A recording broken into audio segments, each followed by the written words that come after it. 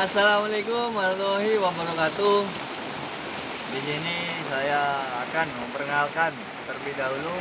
Nama saya Muhammad Farel ini dari kelas SPI 2. NIM saya 2121 0404 0027. Alasan saya berdiri di sini untuk memenuhi tugas dari mata kuliah sejarah, arsitektur, dan kesenian Islam yang diampu oleh Bapak dosen Mawardi Purbo. Sekian perkenalan dari saya. Selebihnya saya akan lanjutkan. Baik, saya akan melanjutkan saya akan coba memaparkan tentang kesenian dan arsitektur Islam pada masa kontemporer.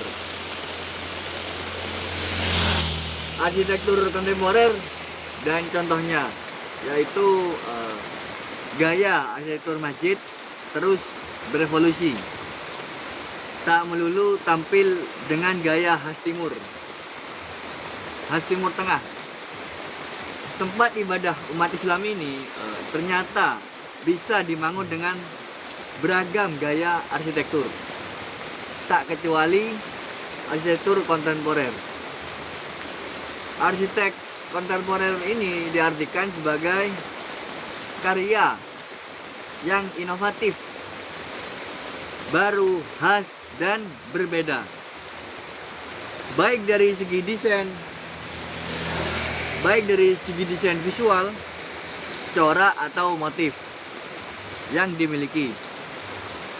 Gaya yang berkembang mulai tahun 1940-an ini juga diterjemahkan dengan istilah arsitektur modern. Meski sebagian orang masih memandang aneh, namun gaya modern kontemporer pada masjid diperkirakan bakal menjadi tren. Diyakini meski bergaya kontemporer, masjid tak lantas kehilangan nuansa spiritualnya. Artinya, dengan desain kontemporer pun, masjid tetap mampu menghadirkan suasana yang kondusif untuk beribadah. Dan yang kedua, apa itu arsitektur kontemporer? Perlu diketahui, meski gaya arsitektur ini sudah sejak abad ke-21, namun tak semua orang tahu pengertian dari arsitektur kontemporer. Istilah kontemporer sendiri berasal dari dua kata, yaitu ko yang berarti memiliki atau birama, dan tempo yang memiliki arti waktu. Sehingga acuan dari arsitektur kontemporer adalah sebuah peristiwa yang terjadi saat ini atau sesuatu yang terjadi di alam. Materi yang ketiga yaitu tentang perbedaan dari arsitektur kontemporer dan arsitektur modern. Pada poin ini sebelumnya sudah disinggung sedikit jika arsitektur kontemporer dan arsitektur modern adalah sebuah gaya arsitektur yang berbeda.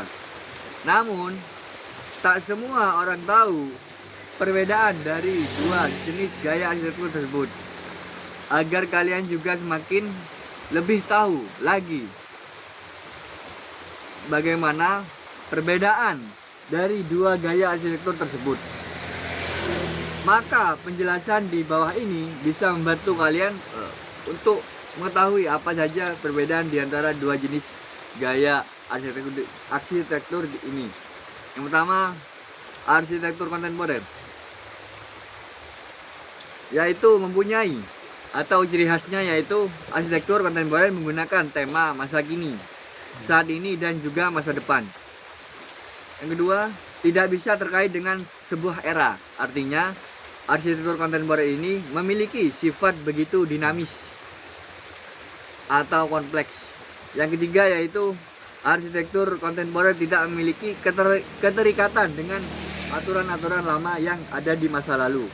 Artinya arsitektur kontemporer akan terus mengalami perkembangan seperti penjelasan pada poin sebelumnya. Dan yang terakhir yaitu arsitektur kontemporer tidak akan memiliki batasan waktu. Selain itu, arsitektur kontemporer ini juga lebih dari satu gaya. Yang B yaitu arsitektur modern. Arsitektur modern ini menggunakan tema modern hingga pertengahan abad ke-20. Arsitektur ini memiliki sifat yang terbilang lebih statis. Selain itu, arsitektur modern juga memiliki perkembangan pada era perindustrial. Yang ketiga yaitu arsitektur modern lebih terkait dengan aturan lama. Tentunya, konstruksi bangunan yang menggunakan arsitektur modern akan dibuat sesuai dengan gaya atau dengan era tertentu. Yang terakhir yaitu arsitektur modern akan terlihat lebih kental gaya tradisionalnya. Berikut contoh bangunan atau bangunan masjid yang dibangun pada era kontemporer dan modern. Yang pertama yaitu Masjid Asy-Syafah. Pertama kali melihat masjid ini, mungkin banyak orang merasa heran. Ya, karena bangunan ini tak sempat seperti masjid pada umumnya. Desain masjid ini, Asy-Syafah mencoba menyatu dengan lingkungannya di Sembawang Estates, bagian utara Singapura. Berada di tengah masyarakat yang multi etnis, desain masjid ini pun diselaraskan dengan keberagamaan tersebut. Sengaja tak menghadirkan arsitektur Melayu ataupun Timur Tengah. Masjid ini memilih hadir dengan gaya kontemporer. Pola-pola arsitek pun muncul dengan cara baru. Pola-pola ini dengan pengulangan bentuk geometris baik pada kulit bangunan maupun detail interior. Menara pun tampil modern. Yang kedua yaitu Masjid Al-Irsyad.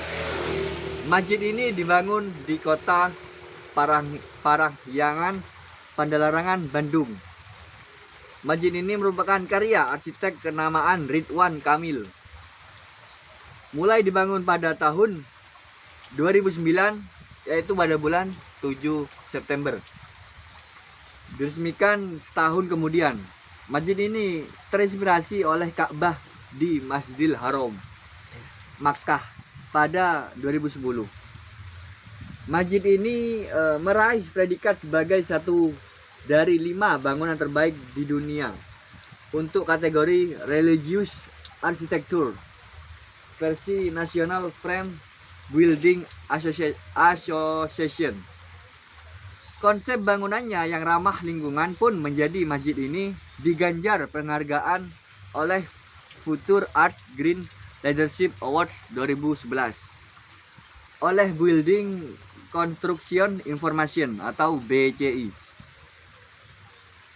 Masjid ini merupakan salah satu mahakarya seni bangunan kontemporer yang mendobrak pakem-pakem tradisi bentuk masjid. Berbagai penghargaan kelas dunia yang telah disematkan padanya membuktikan masjid ini tidak dibangun untuk sekedar tampil beda.